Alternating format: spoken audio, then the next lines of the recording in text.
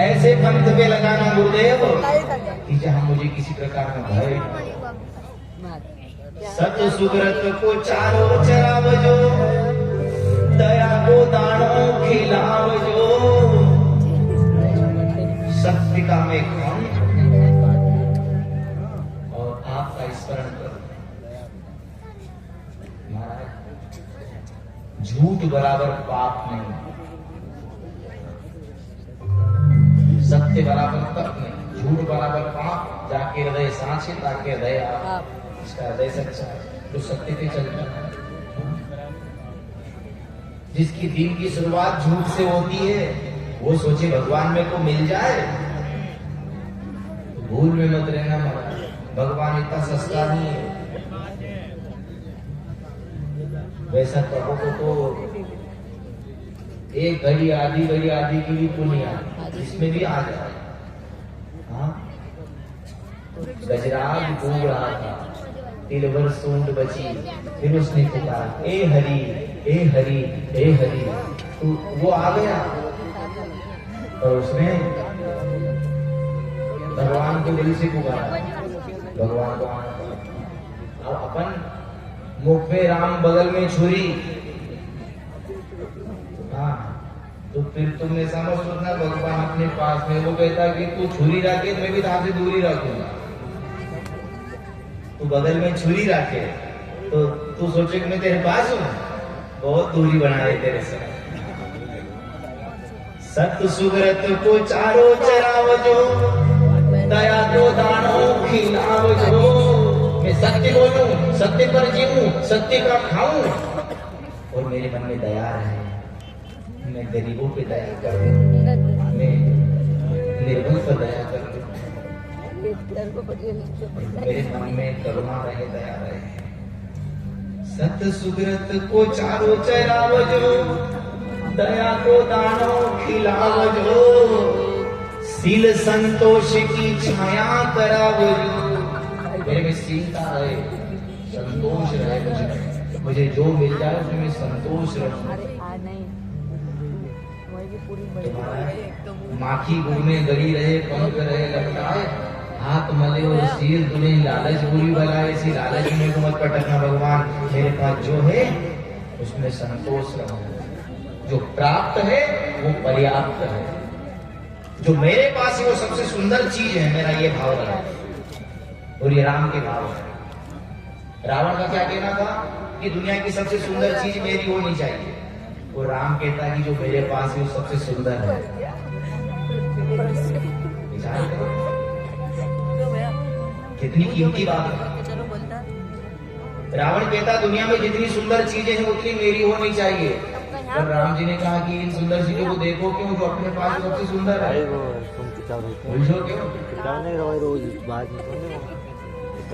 सुब्रत को चारों चराओ, जो दया को दानों खिलाओ, जो और सील संतोष की छाया करो। जो प्राप्त है वो पर्याप्त है, वे सील बनी रहे, संतोष आगे बैठो, आगे मुक्ति जगह मैं तो सोहम गोठा बैठा जो गुरु जी महत्व रखवा। चौथी पंक्ति में कहा है अष्ट पहर में संगम रहे जो, संत समागम मिलाव जो। अष्ट पहर, 4 पहर रात्रि के और 4 पहर दिन के। अष्ट पहर में संगम रहे जो, संत समागम मिलाव जो। कहे जन सिंगा सुनो देवा, आवागमन मिटा जो गुरु जी हमारा, तुम रखवाला बुझो। जो सिंहाजी महाराज जिसकी पुरबली तपस्या थी 10,000 साल की, वो श्रृंगी ऋषि का अवतार सिंहाजी फिर कहना कि मेरा आवागमन मिटा देना। अपने को तो ना अगला मालूम है ना पिछला मालूम है। और ऐसी प्रार्थना कभी करी भगवान के पास, गुरु के पास। ये बाबा का जीवन बीत गया और अपन दर्शन करते करते बाबा को परम धाम मिल गया। अपन ने करुण प्रार्थना इतनी करी नहीं बाबा से, पर अब आप पछतावा है। अब पछतावा क्या हो, चिड़िया चुग गई थे। ऐसे सिंघाजी बाबा ने अपने गुरु महाराज से प्रार्थना करी कि अष्ट पहर मय संगम रे जो संत समागम मिलाव जो कहे जन सिंगा सुनो गुरुदेवा भगवागमन मिटा जो गुरु जी मारा तुम रखवारा जो। ऐसी प्रार्थना कुछ गुरुदेव के चरणों में हम भी करते हैं कि शीलता बनी रहे, संतोष बना रहे, सत्य का खाऊं, चित्त में आप रहो और चित्त में आप रहोगे तो फिर आनंद है महाराज, क्योंकि आपका नाम है सच्चिदानंद। इसलिए संतों ने सिंघाजी बाबा ने भजन जी कहा कि बाबा तू राम सुमर ले, नहीं तो यमराज ने तो रोकेगा। देखो एक बात और सोचो, यमराज ने तो सिंघाजी ने यमराज को भी दानी बता दिया, बाकी दूसरों कोई संत महात्मा ने यमराज को दानी नहीं कहा है, वो दानी है। इस दृश्य को देख सिंघाजी ने यमराज को दानी कहा। सत्यवान की मृत्यु हुई, उसकी पत्नी का नाम है सावित्री। सत्यवान के प्राण का लेने चालू यमराज। सावित्री गई, यमराज मेरे पति को आप नहीं ले जा सकते।